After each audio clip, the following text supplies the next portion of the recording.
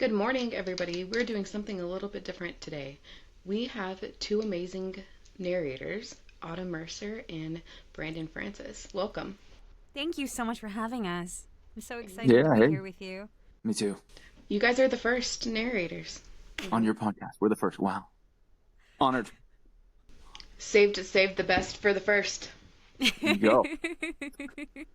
So you guys narrated Midnight Order, which I had the privilege of listening to. Let's dive into it. Yeah, definitely. I'm so excited to be able to share that with you and to be able to talk about it. Yeah, it was an amazing. It was an amazing book. It was definitely one of the ones that stick with you after you narrate it. For sure. What was the best part about it? So many great things about it. First off, working with K.M. Mixon again. She was actually the author that gave me my very first gig as a narrator. I did Savior for her back in April of this year, and working with her again, and just really being able to deliver her writing in a way that I know was true to her craft was just such a good time. Definitely my first time being able to work with Brandon, as well as other two phenomenal voice actors, Fallon Sinclair and Matthew D. Reed. It was a joint effort where, it was a lot of sweat, blood, and tears that was put into this performance. It was the first to be produced. I produced it myself, my very first Yeah, multicast duet, where I did everything from script prepping to, getting down the engineer, doing pickups myself, putting like just my entire heart into it. So it will definitely be a book that I will never forget for the rest of my career, perhaps life. And again, just being able to work with such a fantastic cast was just phenomenal. And I love the way KM tells a story. I love the way she tells the love story between, more than one partner. she's being modest. It took more than her heart. It was her entire soul and her being. I have never seen a new narrator in this space take on so much so soon. And she must have read this book like 7 times front to back Or more. to all of our performances repeatedly, almost being the engineer herself, um, and just facilitating the entire thing. Like I am, I'm just doing the voices, but she, as the producer, was doing so much, and I was involved. I'm CC'd on the emails, and so I got to see all of the process of it, and it was insane. So just major props to Autumn. Just yeah, I've never seen someone, especially I don't think in even narrators who have a lot of experience in the field ever wanting to take on a just something like this where you're producing so much at once, and especially a multicast starting out. It is so impressive. Thank you so much, Brandon. I really appreciate that. It means a lot to me. Of course, Sorry, you your earned guys it. is back and forth. It's funny. So you had some hiccups along the way. Am I Yes. correct on why you were producing it yourself? Yeah, well, yes. So I knew that Miss Mixon very much wanted this to be a, multicast, or at least a duet, and doing all of the voices, all the male voices yourself. It is possible. However, it is definitely a challenge. I was very lucky to, grow in the narrator space and make wonderful connections with people like Brandon, um, people like Matt, who's Sir Chaos Reed on TikTok, and Fallen Sinclair, who is Fallen on TikTok. They have a mass following as well. Being able to make those connections and letting them know about the story. I was also lucky enough to be brought into two production companies recently. The first meeting with people that are in the industry and have been in the industry longer than myself kind of sat me down and said, Autumn, you doing all of this, doing, all four characters and, stretching your male voice that long. can be damaging, especially pumping out the material that I was at that time. So many books, trying to get them out in tandem. And the book itself, I felt, deserved more than that. And Brandon stepped up to the plate first, offered to help me make this book unforgettable. And he certainly did that. And then Matt and then Fallen, they kind of came into place as well. Normally, for books like this with indie authors that don't exactly have any kind of budget whatsoever, don't really get to have, a multicast. But this is definitely a labor of love. These voice actors came through for me and performed their heart out, had the patience of saints as I was pulling my hair out trying to figure out how to produce a book of this volume, of this length, with all of these intricacies and just all of that. So it definitely was a challenge, but I learned so much from it. I gleaned relationships from it that I definitely would not have otherwise. So to say that this is definitely, a labor of love is putting it mildly. No, you poured your whole existence into this book. I'm still feeling the tremors, so I'm hopeful that I hope that everybody can. I hope everybody really enjoys it and sees it for what it is. Everybody did their best, definitely not just me. Brandon worked his butt off on this. So did Matt and Fallen. It was just. This was just a huge commitment on everyone's part, not just mine. Well, Yeah, huge it was props to amazing. everybody. Yeah, and we recorded, and this is my first book actually. Despite being in the industry for a few years, that I recorded, I would say in tandem, like live, so to speak. Because I've done some lives, with other narrators where we were maybe just doing like a certain excerpt, or I'm on some kind of like podcast type thing where all these narrators are kind of doing their own separate excerpts at a certain time. But yeah, this was the first time that I got to perform with someone in all my sections, and it was just so much easier, especially for the engineer, to do so. But it was so enjoyable, and I think it created a hell of a lot more of just like efficient storytelling, just immersive as these characters. And I was such a pleasure to do so alongside the Autumn Mercer, especially for Lowell and Asher, who are just so iconic. Definitely. It was such an amazing learning experience being so new in the industry, and being able to work alongside someone like Brandon, who, is so huge.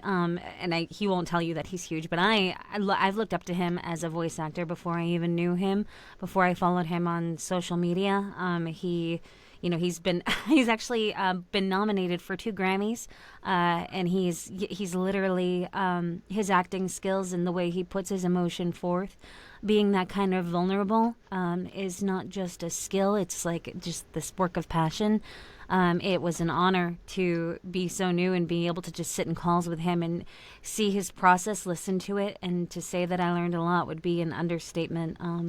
Just being able to kind of just learn with him and being able to act off him, with the normal duet processes, you say your lines and you use your clicker, and that's that. And we still did use our clickers, but being able to be in a call with each other as we perform, being able to work off each other's emotions, setting that tone it's just, that it was the most incredible experience that I've had thus far with my my very small set of books that I've done, but it was definitely the best opportunity that I had, one I won't ever forget, really.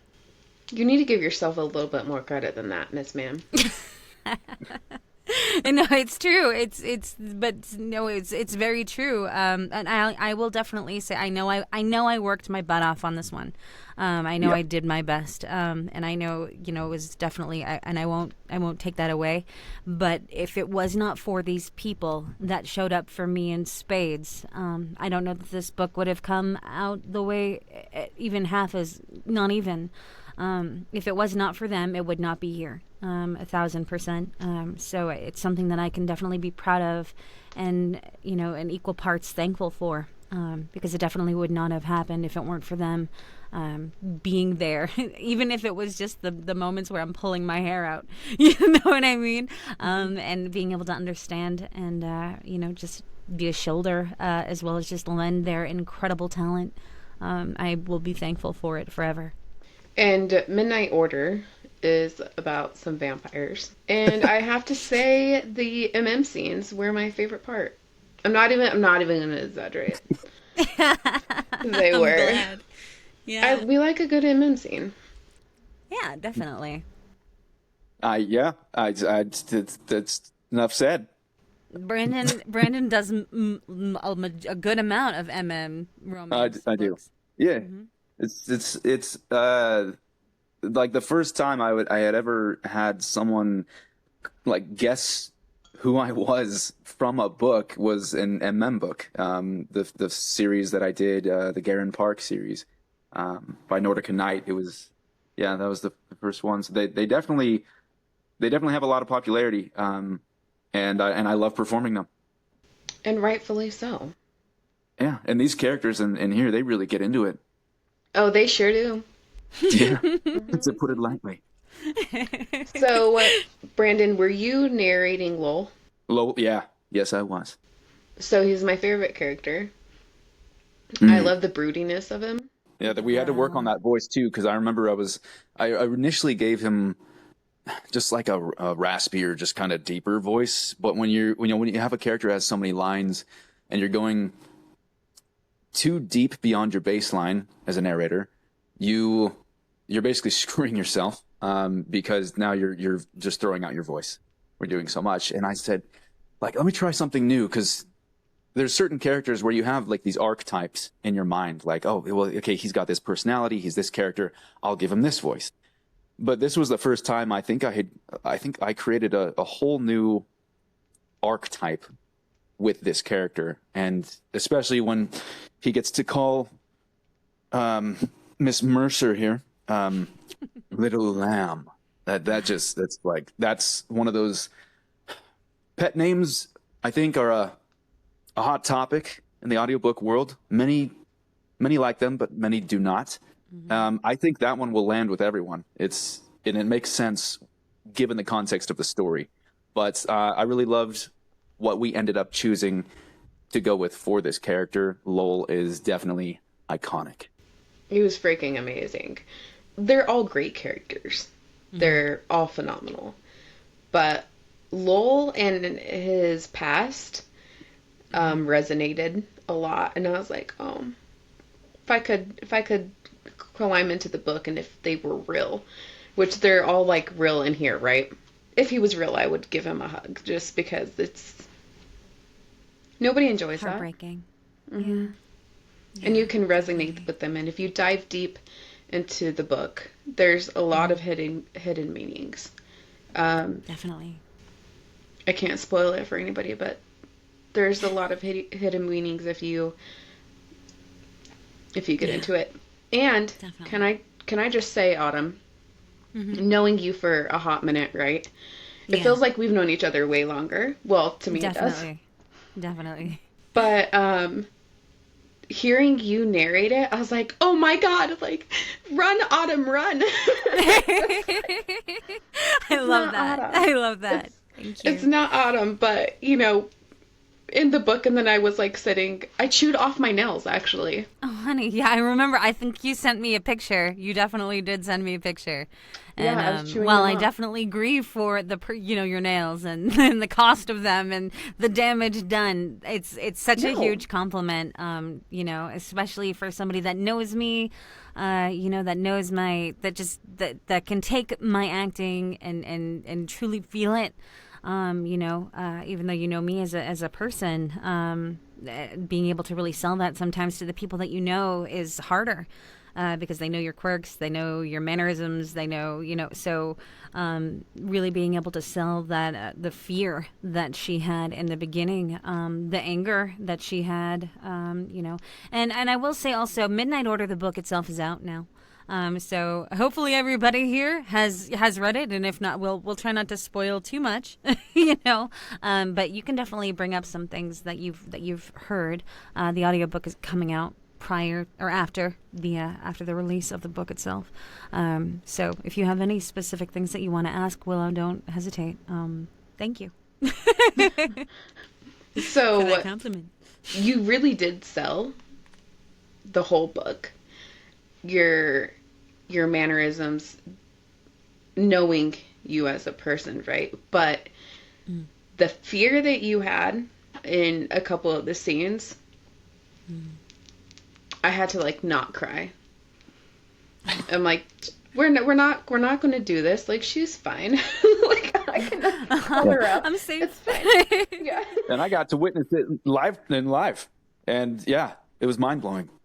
Oh, thank you. That's huge. Thank you so much. Yeah. You know, I definitely can relate a lot. And I feel like one of the biggest things of acting is pulling something that's already in yourself out. Because that's really the only way that I believe it can be genuine, which it's a fine line to walk, of course. But done correctly, I think it can really, you know, help you flourish. And I'm still learning every day. I'm still new. But being able, like, I've seen her, she lost her aunt, right? She has no knowledge of her past.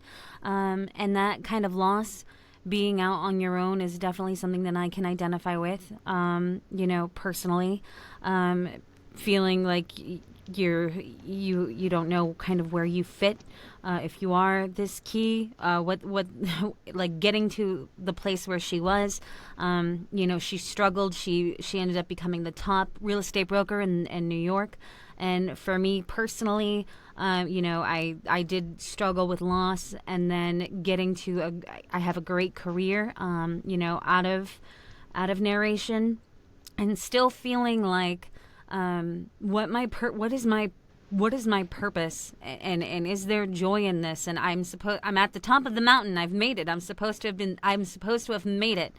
So why do I feel so incomplete? What part of, you know, and that's the key for me has been narration, and being able to pour myself into this dream job that I've always wanted to do. And for Silver, it's, you know, discovering bits of her past and also her place in this town, with these men, and who she truly is at her core. And like, I really resonated with that. And all of these moments I could really pull from that. So, you know, again, I have to credit the writing. KM is an incredible author. The way that she just puts words together on a page and makes these masterpieces of feeling and pictures is, I would not be able to do what I do half as well if I did not credit, you know, if it didn't have such strong writing, such a strong emotion tied into every word. So it was amazing. Yeah, she's pretty much speaking for me here. Like, it's just everything she said is exactly what I would resonate. I didn't know what to expect going into the book. I knew it was vampires and sexy vampires, and I'm all for that. But the deeper we got into the story, the more it resonated on a personal level as well. I know very much for Autumn after getting to know her, but they're all lost, and I don't want to ruin anything, but there's dynamics where, whether MM or not, they find solace in each other. I won't say which characters, but it is the writing itself lends to such a memorable story, I would say. I have been fortunate to narrate many books thus far in my career, but this one, especially narrating in live with Autumn, will always live rent-free in my head. That's so sweet and touching. I do have to say, though, that I am pretty pissed at the ending, so. Well, book 2 is coming out next year, so So we're hoping I to was have, gonna ask. and this, and actually, it's already been written. I was lucky enough to get a few sneak peeks, and to find out a little bit about what's going on. I'm really excited for it. She's going to have the script to me. 3 months in advance. So we're hopeful that we'll have the audiobook and the physical book out at the same time, to do a big release. But we're thinking, I think she said something about August. I don't quote me on that. So hopefully August of next year it'll be, out, and everyone will have the answers to, to Silver, and what her life is going to look like, after all of this, or if there is life after this, and what There better be. I can't comment on that. So if you guys haven't already, you need to go purchase Midnight Order. And the narration is even better, so listen to that. To get the audiobook too. I have to say, it is so hard not like knowing where to look because your boxes keep lighting up. But every time I look over there, I'm like, oh, there's nobody there. The mystery. I mean, for a narrator, it's cool because it's also like, I mean, yes, you lose the marketing aspect of it, and being able to see the narrator. I understand has its many perks. However, being faceless also means that I can fit any mold for an author, who's listening to my voice. They might be able to see their character, and sometimes without the face, it's easy to kind of put you in that box or to fit you into that role, because I could be anything, with that. So that's also really cool. But it is, again, an alias, and my 9 to 5 corporate career. So it's important to have some anonymity, just for that. But No, I love the I'm fact hopeful soon that your I'll voice be able speaks for to itself. come out. Thank you. Wait, what? Appreciate that. I hope that sometime in the future, when my career takes off, if I get more, if I grow more in this industry, and I'm not so dependent on the corporate 9 to 5, and can do something like this, at least closer to full time, then I'll be able to be a little bit more, less reserved when it comes to showing my face. So, in the future, that might be a thing. We're going to make it happen. But yeah, we're hopeful. We're crossing our fingers and toes. I mean, in the meantime, I think she can sell plenty of books just with her voice alone. Thank you. Yeah, Thank you. very, very true. So are you guys working on another project? Yes, we are. Yeah, it is our first works. ever to just do it, just us. It is a wonderful book. I don't know if you've heard of it, Willow, but it's called Vows of Vengeance by this incredible author. You should definitely look up. Her name is Alana Dale. If you'd like, I can throw you an introduction. She's really cool. The smirk. Yeah, She has there no it idea. is. Yeah. I don't know who the hell that is. No, I love her so much. Yeah, she's amazing. I just got my book in the mail too.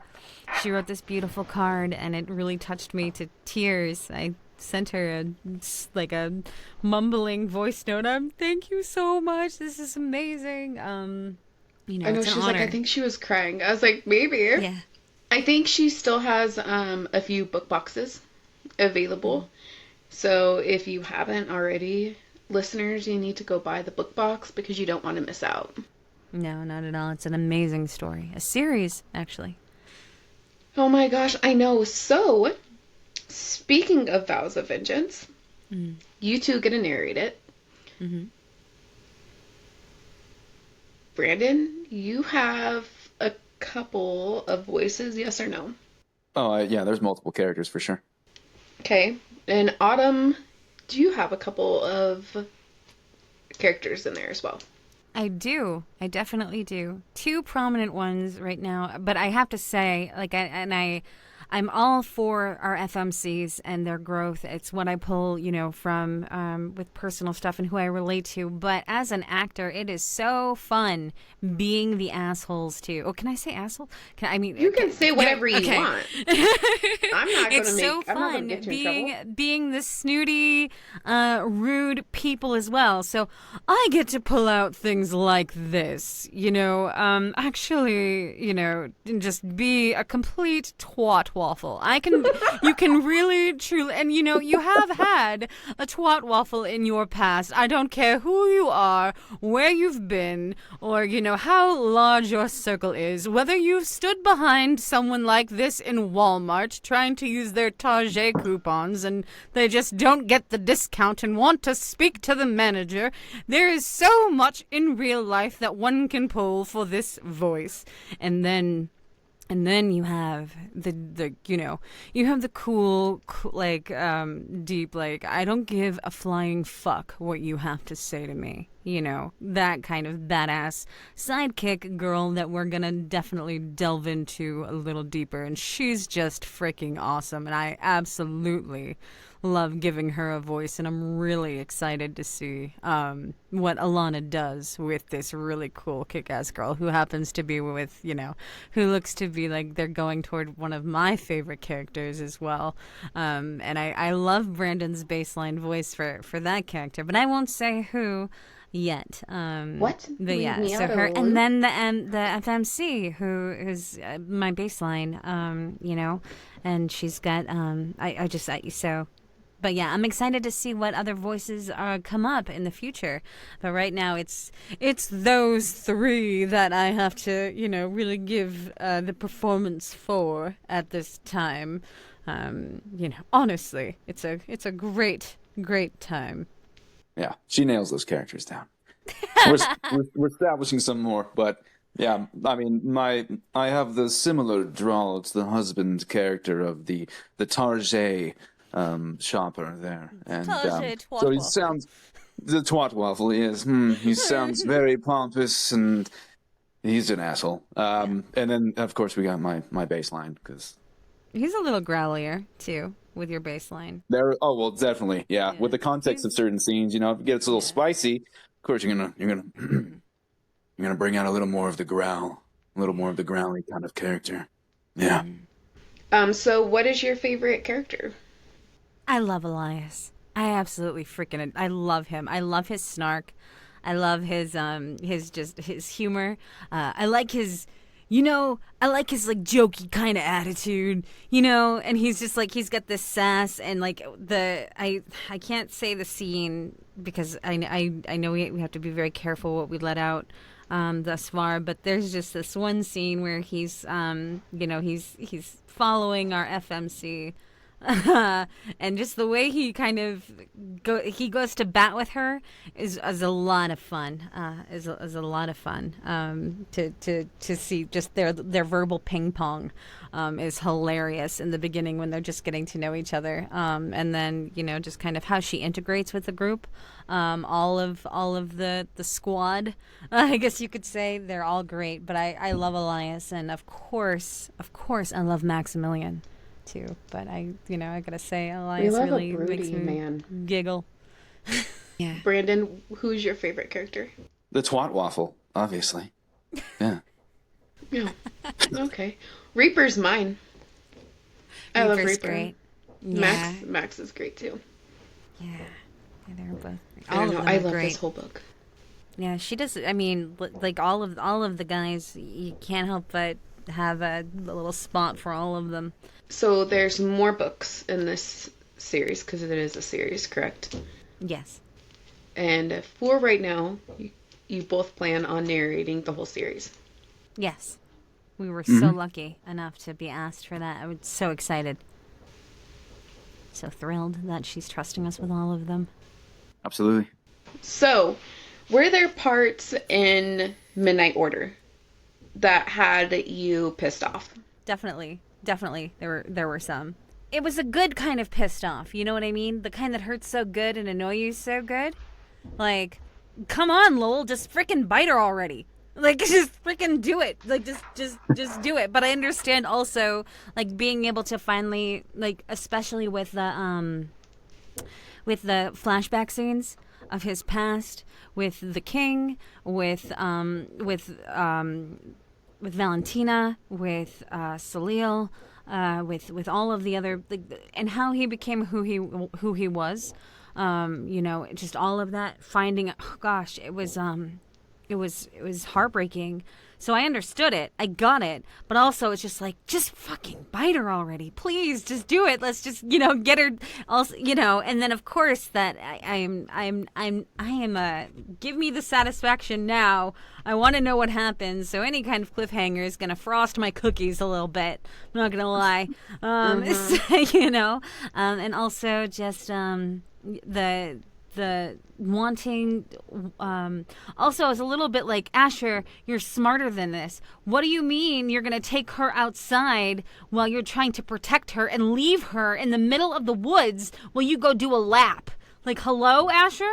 What do you mean? Like, I get it, yeah. And I get, like, he's got that little swagger, like, oh, everything's fine. I'm Asher. I'm this strong vampire. I can be back in, like, the speed of light. Nothing bad's gonna happen. We'll just leave her here for 2 seconds. And then, of course, when he does, the thing happens that I can't say. And you're like, what the heck? And you know what I mean?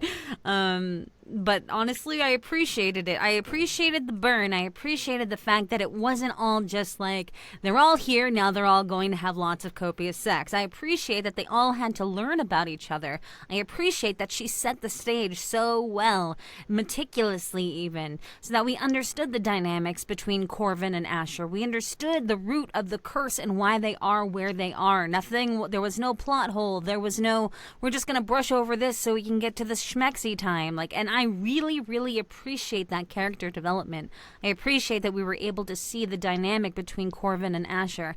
I appreciate that we were able to see that deep font of well from Jasper, and how he did not want Silver to have the life that he did, and his need for control and his balancing that, and just his demons too, that we got to see from his finely tuned, crafted persona that he keeps on the outside, and being able to see the storm that is Lowell, and how he's fighting himself, his desire and want for our FMC, also his self-preservation and his fighting his own demons, and how they all kind of come together. It is just such a perfect storm of awesome, that was just incredible. And it did at times piss me off, but at other times it was just like, oh, that pissed me off so good, and it was all justified. And if you're gonna piss me off in literature, and even if I'm not the narrator, even if I'm simply reading it, because I am a reader first, and I have always been an avid reader. I was an English major, and I was all, with a literature minor, reading and being in this space, as I was that first before I even stepped to the mic. That's so important for me. Getting to that kind of love story, having that all those little intricate little webs, creating this beautiful this beautiful ending. So if you're gonna piss me off, do it with purpose, and this definitely did, in all fronts. I think I went on a little tangent there. I'm sorry. No, it's okay. You're passionate. Tangents are so fun. That shows dedication. I am passionate, definitely. Especially having read the book 7 times and listening to it. Yeah, it was more so than much. I think I prepped the script 3 times, I think. Because originally it was just me. And then it was just me and Matt. And then it was me, Matt, and Brandon. And then it was me, Matt, Brandon, Fallen.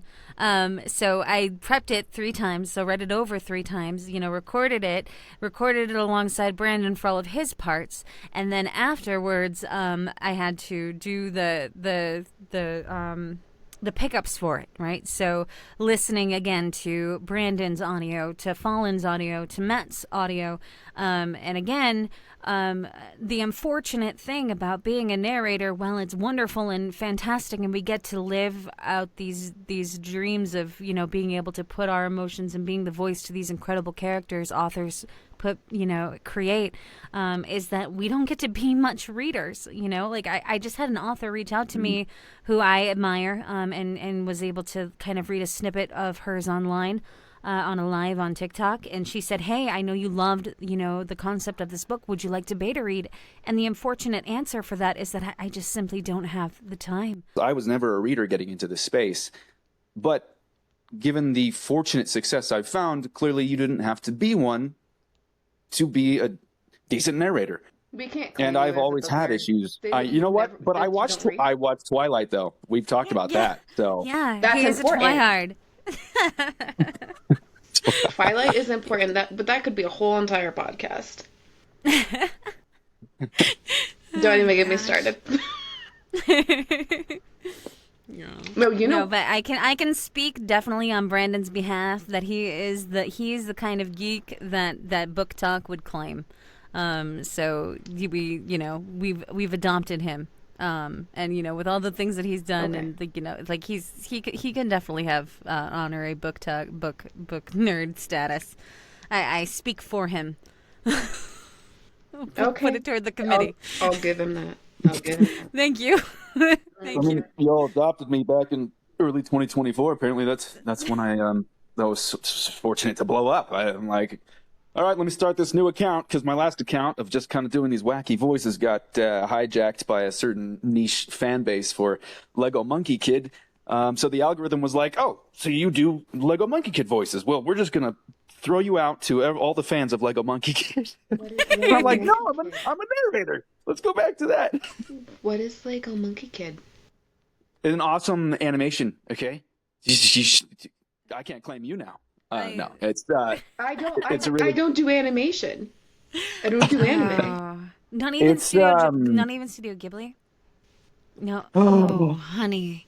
None. Oh no. I'm literally a book nerd. You can't see it, but I have like over 1,000 books. You can on be my bookshelf. both. You can be both. I don't am even very have much time. both. y'all are readers. Damn. I don't. So my account got basically like the algorithm got screwed over, and I started noticing that, because then when I started trying to put out narrator stuff, it was bottlenecked. Like I was getting 10,000, 15,000 views per video for these kind of dubbing voiceover wacky character voices I was doing, and then when I started doing narration videos, it was like 200, 300 jail, and so then I decided, start of 2024, all right, let's do it. Let's create a whole new account, start over, and just target narration. And boom, blew up. Tiffany P. Reeds, Laura Horowitz, Troy Duran, all these people in the narrator and bookish space found me, and it just went crazy from there. It was insane. So as a new narrator, Instagram is very, very, very unforgiving. But TikTok has been exceptionally welcome. So I aspire to enjoy Instagram. But for now I'm a TikTok girl trying to make it in an Instagram narration world. Unfortunately. So I have a question I've been wanting to ask. Do you guys get to work with the author, or is it very hands off? Well, it's a mix. I've only just started to kind of put myself out there and been brought onto the roster for production companies, right? So it's really great because you're going to get it from a new narrator and somebody who's been in the field like Brandon for so long and is working with these production companies. I think for me, I started out on ACX, right? And which is basically the bread and butter of where every narrator starts, right? Like there's unfortunately, there's no true handbook for getting into, there's like narratorsroadmap.com, and then there's just like things like that, and they tell you it's all the same. You start on an ACX, and ACX is a crapshoot. There's tons of things right now on there that's like just made with AI. You're not going to see the entirety of a script before you get the job. you just throw out audition after audition after audition, and when it's like that, then you normally have lots of communication with the author, because the author is the one that's putting their works on ACX. But like, I've been able to work very closely with K.M. Mixon on both of her books. But then on another project, I worked with Piper Stone. I did two of her books, The Devil's Bride and Devil's Claim, and I was actually approached by my co-narrator partner, Thomas Locklear. He was the one that found my profile on ACX. He heard my samples. He said, we have to get you in with Piper, and I had only talked to her twice, and it was all through him. But I mean, with another author, I was able to talk to her a lot about like her editing process and stuff like that. And for Midnight Order, the second one, I'm actually going to be in. I'm going to be in the acknowledgments for her book, So, and being able to talk with Alana and with you. So there are some times where we're lucky enough where we get to talk with the author. But from what I've learned about the production companies, which again I'm still learning because I just have been brought onto 2 rosters now. You go through just the production company, right? And the production company is the one that will find the narrators, and they will just be the ones the in between, and we don't get to talk to the authors. Brandon would have a lot more to say on that side than myself. Yeah, I mean, it's there's pros and cons. I really enjoyed it when you're a newbie narrator starting out, creating those connections and networking with authors, because no matter how small of an author you might be working with, they have circles. They talk. It's all about your reputation and how you go about working with them. And if they like you, they'll share your name out, and then it blooms from there. And it's just this network. It's networking. Mm-hmm. So when you go through a production company, they are basically the middleman. But at the same time, you might encounter some authors who micromanage, and they're just very frustrating to deal with. When you're with a production company, they can take that over for you. You don't have to then put up with that with daily texts and whatever else. And so then that's the pro of doing so. No, I think it's important. I think that authors need to hear some criticism. We can all take criticism. There's nothing bad about it. Especially if they're frustrating for you, then they're probably going to be frustrating for the next person. And if they can find their faults, learn from it, correct their mistakes, and just let you guys, have more freedom than micromanaging, why not speak about it? It's understandable when an author is, putting together whatever they can as far as funds are concerned to make their dreams come true. Writing a book, it takes years, and just thought, especially for new authors that are coming out with their debut stuff, they want so desperately to ensure that their project, that their audiobook is true to the idea that they have in their head, to give it the kind of voice that it deserves. And narrators everywhere, any worth their salt, does not take that responsibility lightly in any facet, right? It is understandable that they get nervous, or they want to ensure that every specific part is perfect, and they have that opportunity. But sometimes, it can be like when you are a narrator and you take on that responsibility, and you're doing everything that you can. If you're working towards a deadline, it can be difficult to navigate the worries of an author, as well as do your job as best and seamlessly as possible, right? So that's where the wonder of the production company comes in, because they have the ability to not only tailor the narrator's performance and time and direction, but also appease the author's, worries, be sure that they feel heard, because, and they'll be able to take, the 4 a.m. email or the 4 a.m., call, something like that, where like I just thought I was just listening to this specific part, and perhaps you might want to go a different way, something like that, and it can all be an easier process. But either way, I don't think that there's I don't think that there's any like I don't know how to say I sometimes with everybody's process it's different, and sometimes lines can go fuzzy when you're at crunch time. However, respect and for everybody's time is so appreciated in this space.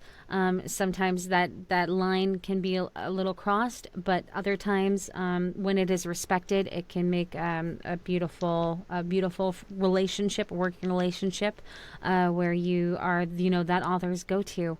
And then when they do get discovered and huge and are working with production companies and are selling stuff the likes of which you've never seen, then they will often come to bat for you, because we've been through the trenches together. So it's a tit for tat, you're kind of a situation, but is very rewarding on the other side. That's well put. Is there a genre that you specifically like narrating? Oh, they're definitely not all the same. I definitely want to get into fantasy. The reason I stepped into this space is graphic audio production company. It's a movie in your mind. If you've ever listened to a graphic audio, that is the tagline. It is the way that they can, just closing my eyes. When I read, I automatically see it in my head. I'm very visual in that respect, so I can see everything playing out like a movie. So when I found graphic audio, a movie in your mind, and I can hear the music and the sound effects and the actors that they bring to these projects. Of course, everybody knows Sarah J. Maas's, A Court of Thorns and Roses series, Crescent City series, the Zodiac Academy, all of these other these big staple books. They do other performances as well, these huge, amazing, arcing fantasy things. I would give my left leg for the opportunity to even be like a waiter in one of these performances. They are epic, fantastic. I definitely would love to do fantasy and something with graphic audio at some point. That is like the dream, my biggest aspiration for any kind of fantasy. As far as, just narration, the kind that I do now, I love dark romance. My all-time favorite dark romance author is Samantha Rue. She worked in tandem with Angel Lawson on the Forsyth University series. It is my favorite dark romance. Please check your triggers if you read them. They are not to be scoffed at. They are deep, but that's where I got my namesake. Mercer, my last name, Mercer, is actually after my dark romance book boyfriend, Tristan Mercer, who I absolutely freaking adore. So I love doing dark romance. It's one of my favorite genres to read, and definitely one of my favorites to perform. I definitely found my niche in romance. I because I came from Boston, the Boston area, and because I have Sicilian roots, I definitely find myself getting getting a lot of the mafia romances, mafia ones.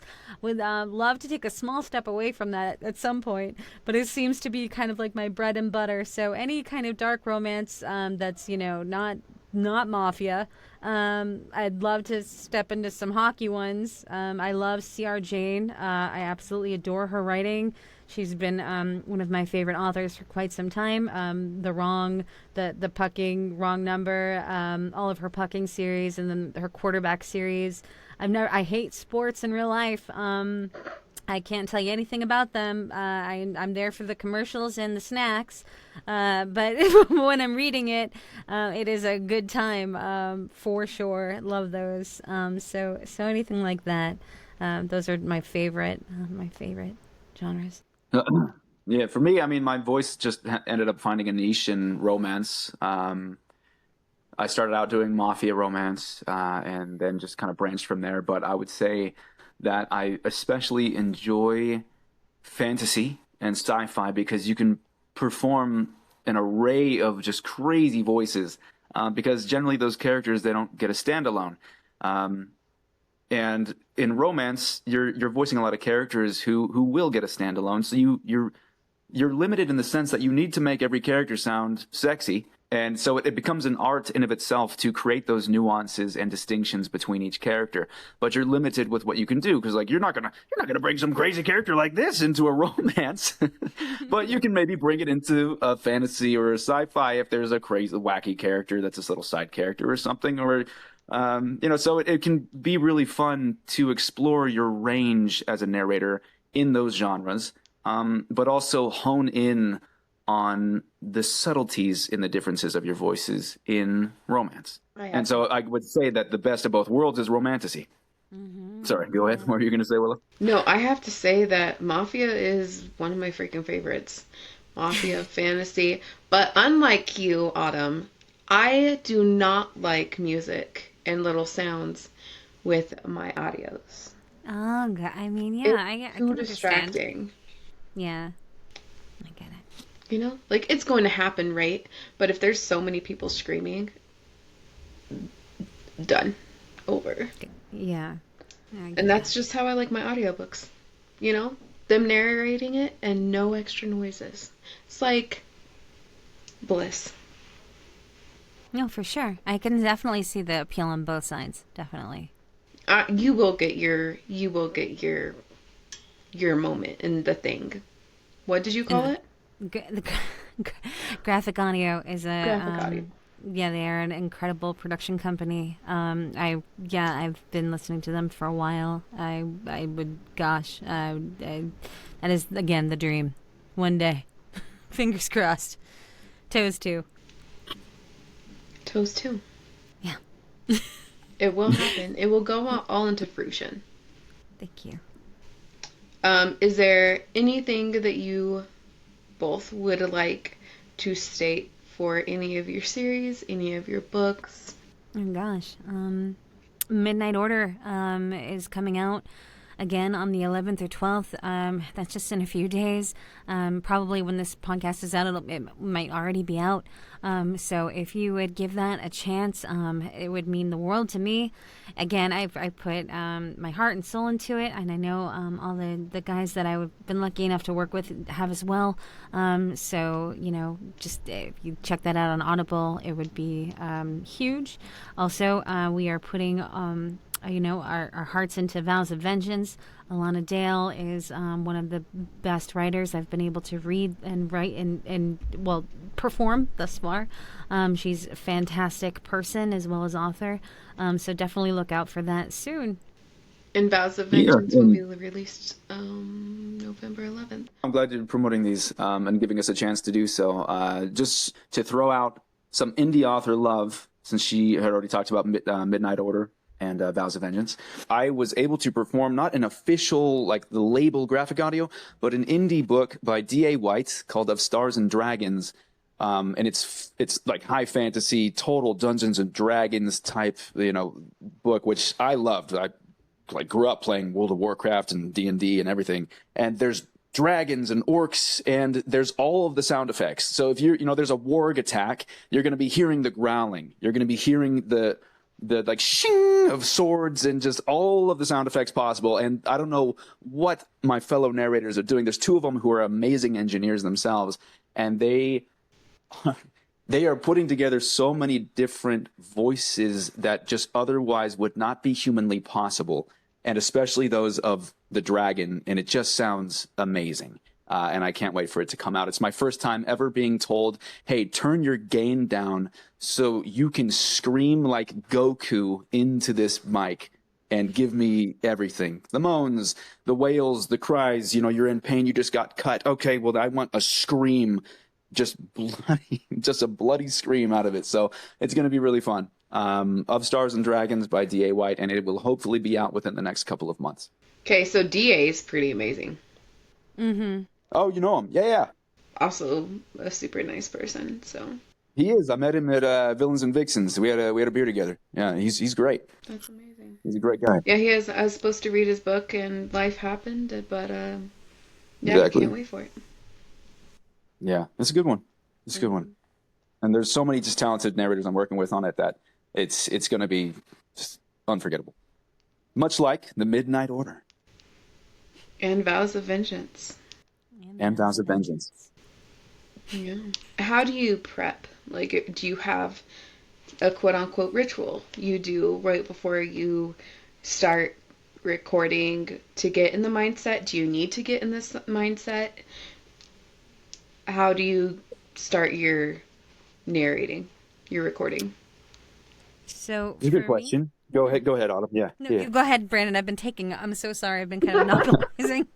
Brandon, go right on it. There's no like ritual or anything I do. I used to do like warm ups because just being in this for a few years now, you learn so much from different people.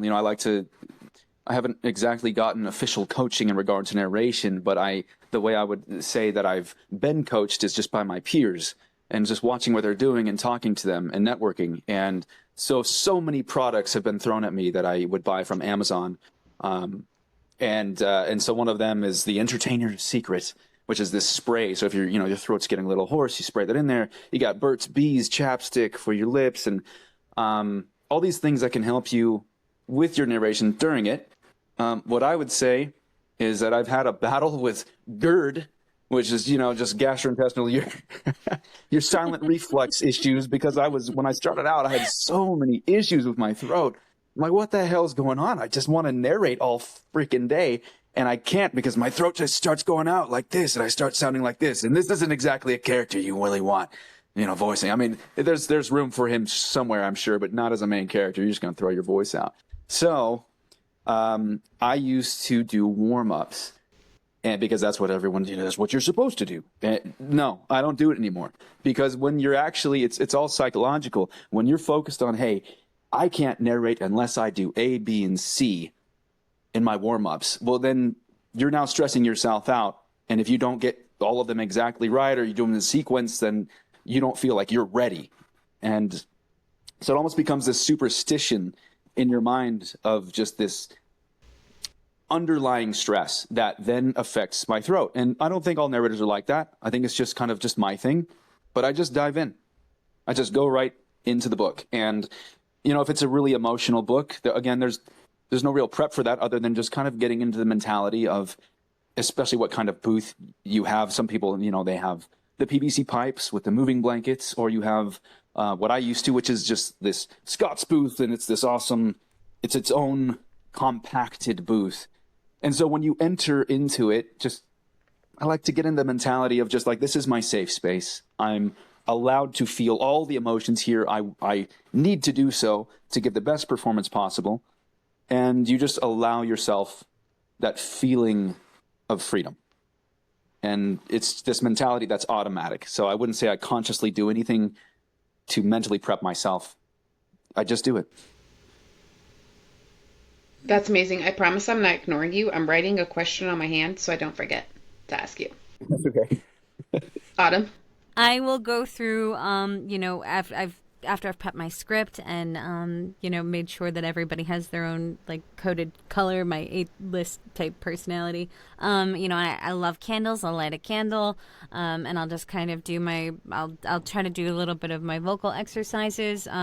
Brandon was kind enough to gift me my own entertainer's secret. For my throat, especially when I'm having to do both FMC and MC, because I've only just been lucky enough to start doing duets or even dual narration.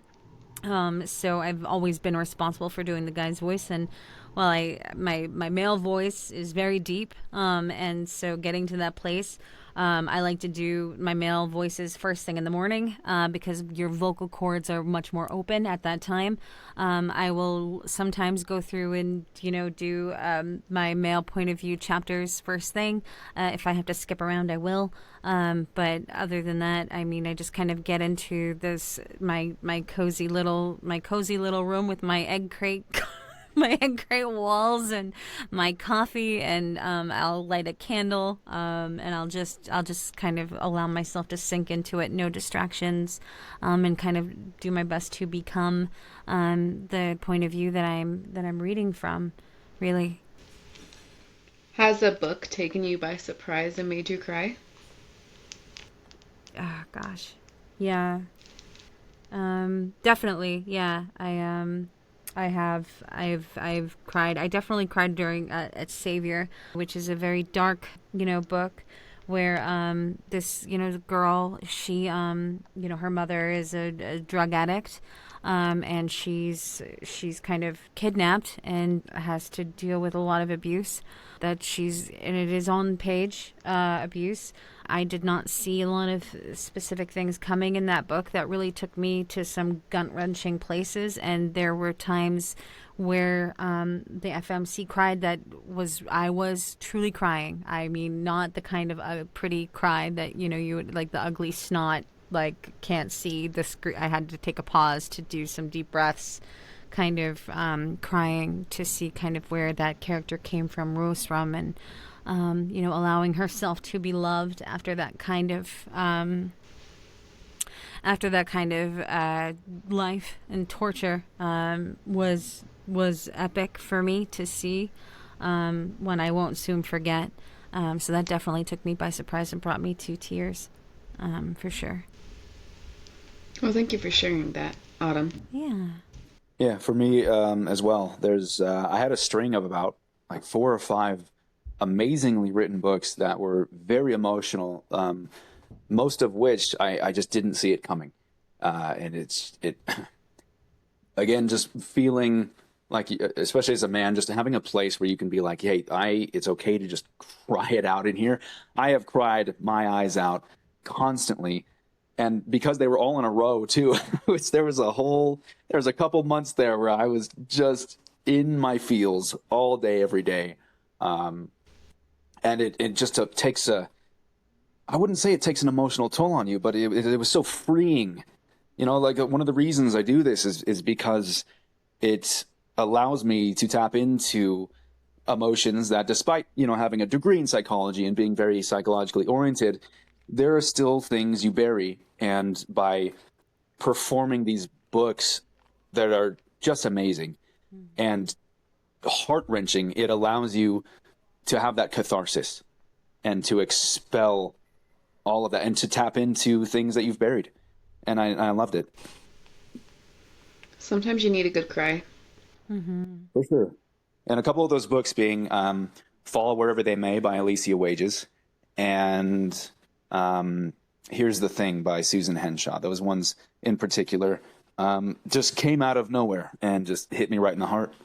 And definitely memorable stories, and what I hope were memorable performances, because, well, hell, it wasn't a performance. It was just raw. It was just me reading and just crying, almost kind of how I'm starting to feel it right now, just recalling. Jesus. There's nothing wrong with it.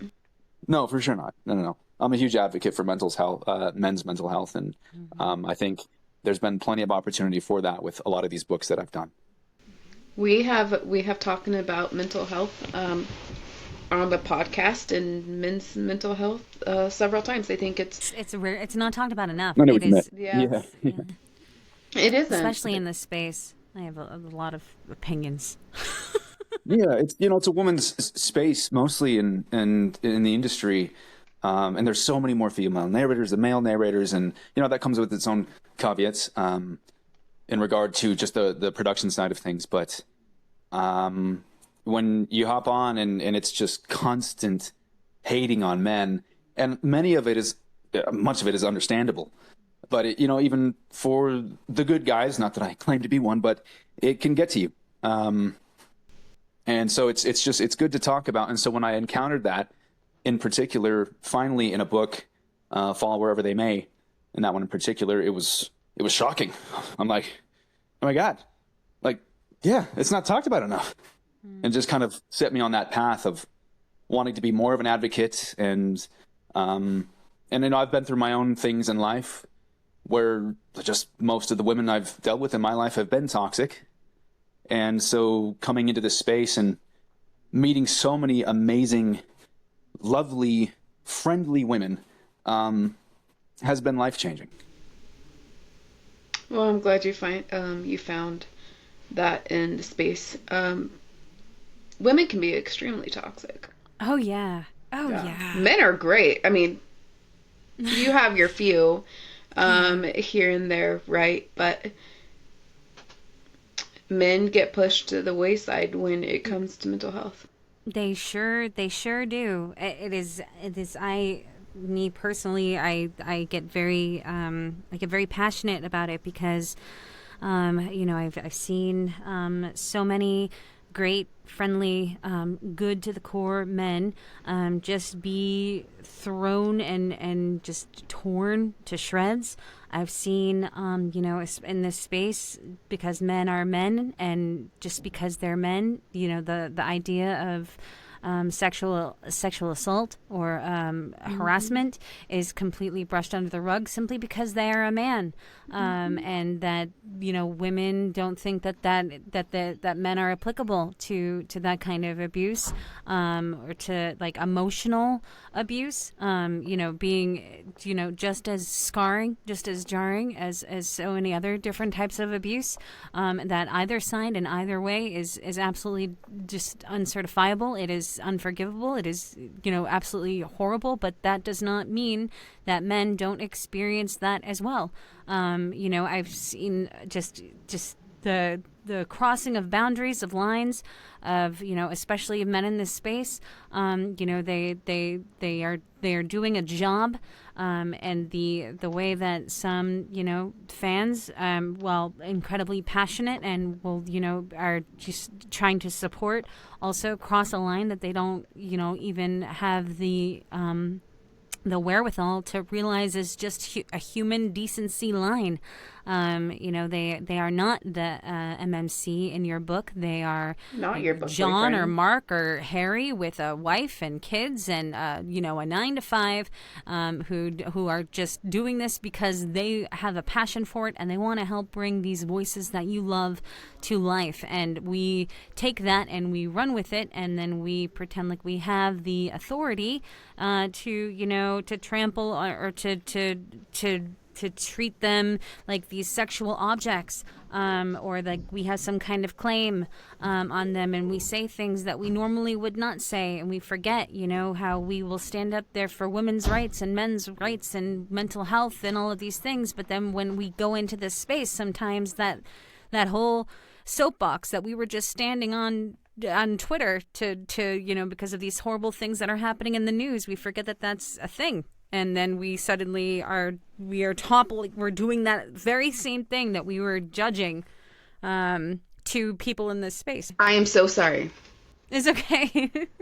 I told my whole family, I was like, I'm going to be recording. Do not be disrespectful. And so they decided that they were going to go slam doors and run through my basement screaming. I'm so sorry. I'm so into this conversation, though. No, you're fine. Because we've done podcasts, about mental health. We've done podcasts on, men keeping their hands to themselves, or women keeping their hands to themselves, and men. Yeah. Yeah. And on TikTok lives, because I think that people see these voice narrators attending these events, right? Mm-hmm. And they hear them narrate them. And they think that just because they narrate, that it's okay to put their hands on people, and it's fucking disgusting. So it's not. It's absolutely, and it's just like it's demeaning. It's less than human. If the roles were reversed, the hell that would break loose. And they were. I know. I think I read something about a woman author who had to say no was just not accepted. The line between fantasy and reality has completely crossed. It is not, and it's not real life. It's not like these people aren't, the characters in these fictional books. The author that writes them does so for purposes that are, for the art of it, for the depth of the story, to touch someone who, these issues have maybe, been in their real life, and they can see the growth of these main characters or even these side characters overcome and gain their power back in some respect because of these horrible things that they've gone through. It is not to just because it's, they're opening up a free pass to who they are as like a person off of the page, out of the page. It's atrocious, and it's something that really needs, I think, a better spotlight shined on it, because it's just becoming unsafe for both narrators and authors and people that want to, even models for these covers that come out just to support the fandom. People that, that just, we learned in kindergarten to keep our hands to ourselves. I don't understand how, in this time and with the way life is currently, that we can't acknowledge how important it is to be respectful, and the line between fantasy and fiction. And it's really jarring. Men in this space, they aren't just here for the fodder. They're not just here for you to, they are performing. They are giving their heart and soul into their performances, and they're doing this to help bring, your characters to life. But that does not mean that that you're entitled to them personally. And I just think that there's a line that's drawn in so many ways, that's crossed in so many ways. These parasocial relationships, that they are not the character, and I just think it's important to keep that line. And sometimes just not on and off the base of off the back of that too.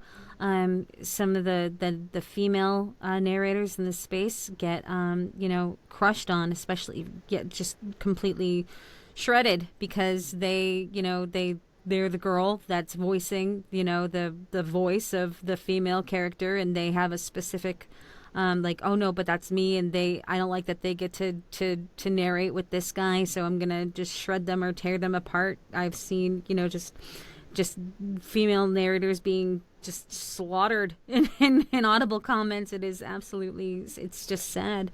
In this space, it's always, to me, seemed like a safe, inviting, wonderful place where we elevate and support and love on each other. So to see that kind of being taken to such a huge turn is disheartening in so many ways. Because I think I saw a TikTok on it the other day. Just Brandon and Teddy Hamilton and Jacob Morgan and Joe Arden, they're all incredible, but women work hard as well, and I think deserve the same praise as well, because they're working just as hard to get to give you the best performance that they can, and just love all around, I think, is important. I hope I said that right. I said that right. Absolutely, yeah. Yeah. So is it true that female narrators get paid less than male narrators? Yeah. Sometimes they do. Definitely, there are some incredible male narrators in the space that will advocate for their female co-stars and say, they need to be paid the same as me. And it's just the fact of the matter is, like Brandon said, it is a female-dominated space in the narration world. There's so many of us doing their all and doing their best to get these roles and to star in these incredible things, and men working just as hard, of course. But sometimes the male ones are just more noticeable, more notable. The female listener wants to hear their male dream book boyfriends come to life, and that's awesome and wonderful, and I completely respect that, and I have been and am that person too. Like, I'm excited to hear the voice of Maximilian come to life. I'm excited to hear that, what I mean too, because that's who you're dreaming of and stuff like that too. But the women, because of that, sometimes they are like, well, we have our MMCs. I've seen the women get a lot less. I have been one of those people, but I've also been lucky enough to have a male narrator like Brandon, like others I've seen say, if I'm getting this rate, it needs to be across the board. And it is incredible and wonderful to see, all of the narrators coming together in the space to kind of support each other and have their backs on it. I think it was like 2024 when I started kind of noticing that, because I developed friendships and had great dynamics with my fellow colleagues, female narrators in particular, who would start to bring up stuff like that. And so then we would have talks about it. And I then started reaching out to production heads and asking them. And then when I had an offer even from a publisher, a notable publisher, I had thrown in, hey, this is actually kind of low. I'm asking for a raise, but also I would hope that you would also give this to my fellow female narrator. And they're like, we don't do that. Like, publishers, you don't have sway with them as much. So it is still very much an issue in the industry. Some production companies make a point of it to equalize the pay. And so if a male narrator, no matter who, if it's like a multicast, whoever the highest paid member in that multicast is, whether they're female or male, generally male, all narrators in that cast are going to get that rate. One of those production companies, most notoriously being High Gravity Productions, they make sure everyone has that equalized rate. I know, like, some of the conversations I had, they've been very difficult, because when you start out too, you like, because I just didn't know this was a thing until maybe a couple of years into it, because I thought we were all on this equal playing field, and then you start to get privy to the fact that, like, no, there's so many more female narrators than male narrators, and I didn't know that because I wasn't exactly big on socials yet, and socials is where you can see more of that. You see the reviews, the comments, you see all the stories posted, and mainly just the male narrators getting thrown out, much like to the context that Autumn was bringing up.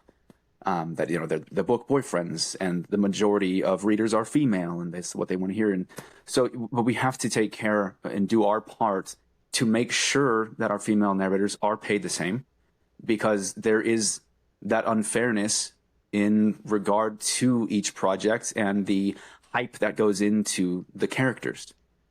I love that both of you speak out on that, and making sure that it levels. And there's awareness brought to it, because us readers, we don't know what's happening behind the scenes. We're just here for the book, and we're here to listen. But bringing awareness is pretty important on all aspects. It's scary. I won't lie. It's a little nerve wracking, because you don't ever want to ruffle feathers, but also it's so important. Yeah. It's so important, because, you know, people. There are a majority, I won't say all of them, but there are a majority of people that do this job, that it is their dream. This has been my dream, you know, since I was a little girl. It's everything I've wanted to do. I used to, you know, create my own audiobooks, like with a karaoke machine, and just do my own music and my own sound effects before I even knew that audiobooks were a thing. I loved reading. My first job at Barnes & Noble was reading in the kids section, doing all the voices. It's always been what I've wanted to do, and now that there's a place for it, and now that I'm here, it is literally what I put my life's blood into.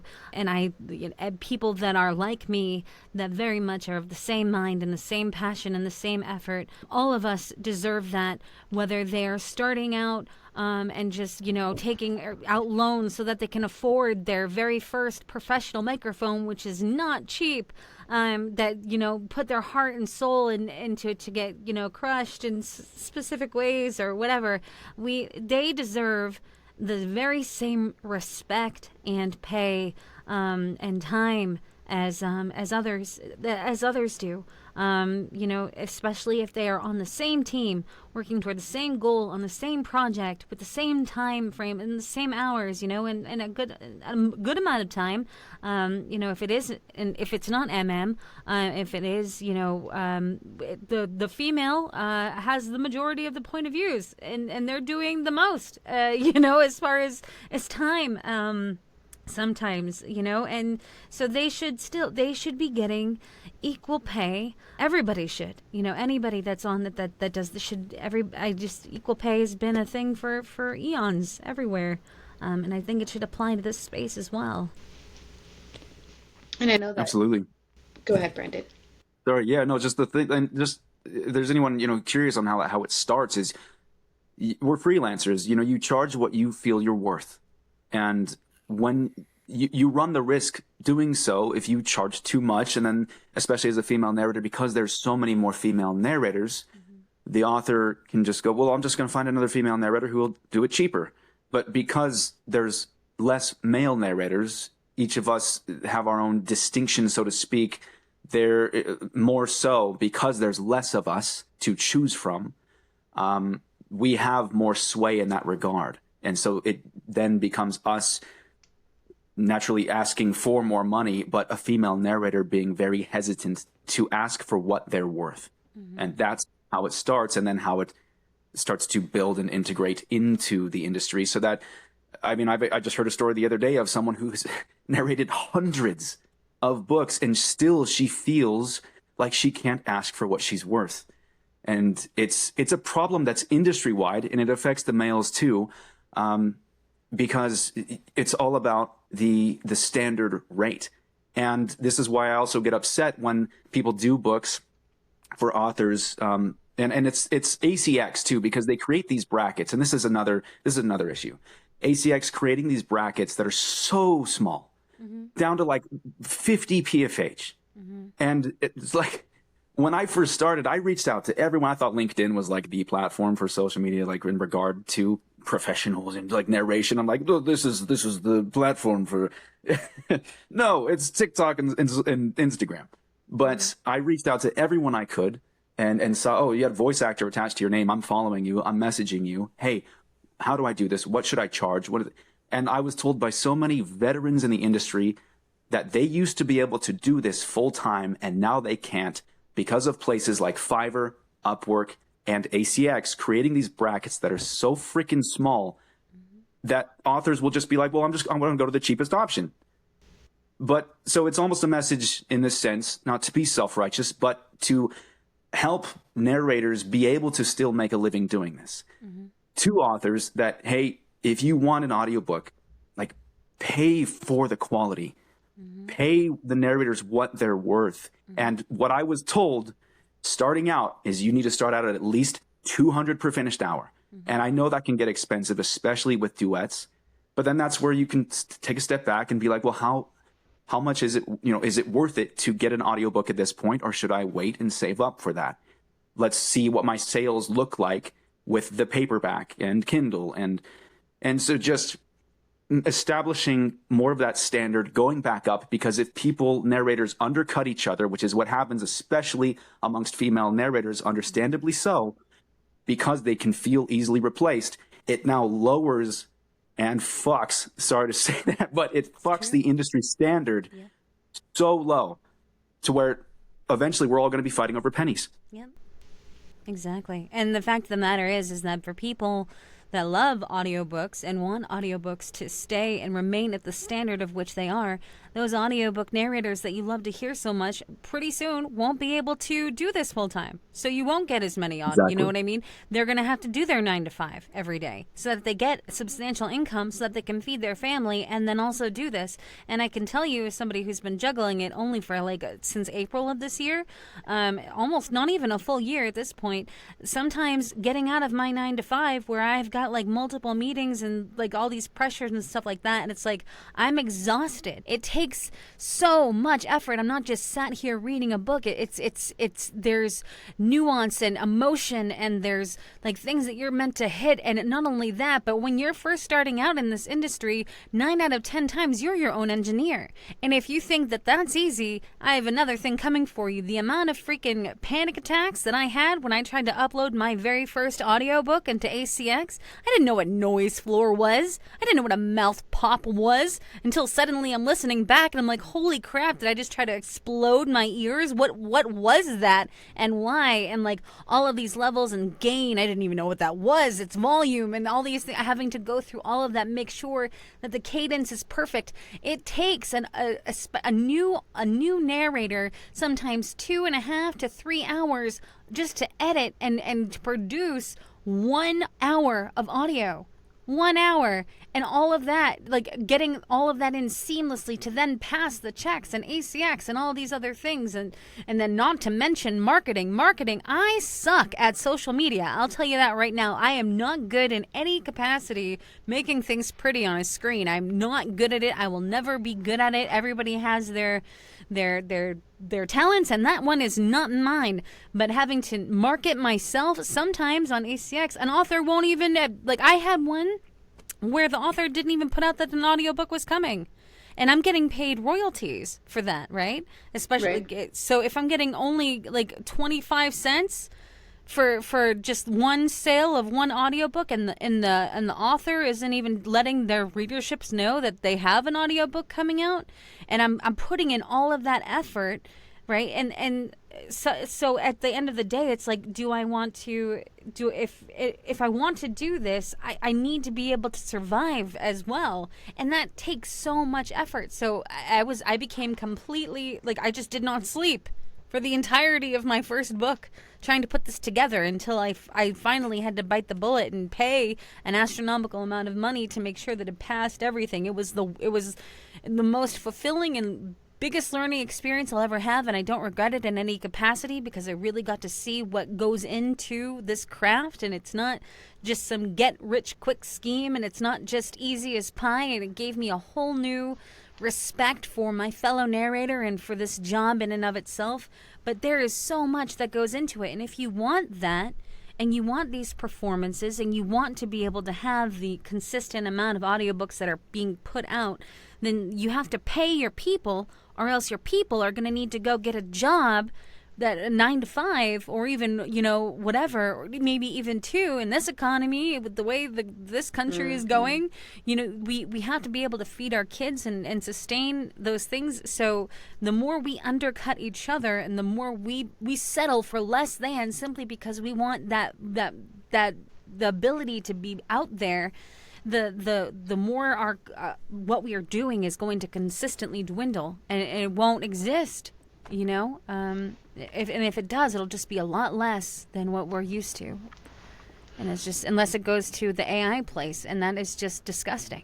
I was gonna say we're fighting the man now, because that's what they were pushing. Amazon, AI. Hey, the authors, and they forced them to look at this. Like, notice, hey, we're pushing out AI, Yep. and it is not the same. Okay, Not even AI fucking sucks. Big, huge ass. I will not listen to a book if it is AI. I can't do it. It's emotionless. It's fucking robotic. It sucks. Like, let me have my narrators do emotions, because AI sucks. Like, I will full on crash out, and I have crashed out when it says it's narrated, right? You click play, and it's fucking AI, and you're like, what is this shit? Like, are you kidding me? Like, I don't have time to read. I needed to listen to the thing, and I was so excited about it being narrated, because, it's narrated, but it's fucking AI, and it sucks ass. Sorry, that's my tangent. Fucking pisses me off. I love that. And with Sora 5 coming out, and like AI is getting better, and just in case there's people listening to this going like, well, I just listened to a sample, it sounded okay, but here's what I've heard, and here's what I've experienced. It sounds okay for a few minutes, but you're listening to an audiobook that's hours long. 13. After that few minutes, you can tell it's almost like the equivalent of the uncanny valley when you're watching a certain animation, where the animation, it's like in between that realism and it just looks wrong. That's what it feels like to hear it. And you can just tell something's wrong. There's no real emotion there. The cadence is too, you start to detect the patterns, because we are also complicated and just psychologically, and we can detect that. And I've gotten so good now at looking at videos and being like, that's AI, because you can detect those patterns. 1000%. Like the woman on the front porch feeding a fucking bear. Yeah, most of those front porch videos are AI. And the freaking raccoons on the trampoline. Give me a break. Okay, at first I was really excited. I thought that was real. I thought it was too. I was like, oh, trash pandas. And then I felt robbed. Yeah, same. Oh my joy. So other than ACX though, you have your own website. Yes, we do. Yes. AutumnMercerVO.com. It's just got my samples and a way to reach out to me. I don't post any audiobooks on it, but definitely, my samples and how to get in touch with me. Here with some of the things that I can do, and take a look at work that I have coming out, and works that I've done. Yeah. Yeah, and mine is peaknarration.com. I started it as soon as possible because I know how important it is to have an official looking website and not just, Brendan.Francis at free Wix of the freeness site.com, because it just doesn't look good. So, Thefreeness.com. I can't think today. So, there on there you'll see just everything about me. I like to add some of the videos I've done that blew up on socials. My audiobooks are listed on there. I definitely need to update it. Again, going through a lot that has just delayed me in many respects, but we'll get to doing so. peaknarration.com. Well, I appreciate both of you joining. We have Autumn Mercer and Brandon Francis on Midnight Order and Vows of Vengeance and a whole bunch more. So go stalk them on TikTok. Thank you. Shout out some love. Thanks, Willow. Thanks for having us. You're welcome. Thank you for joining.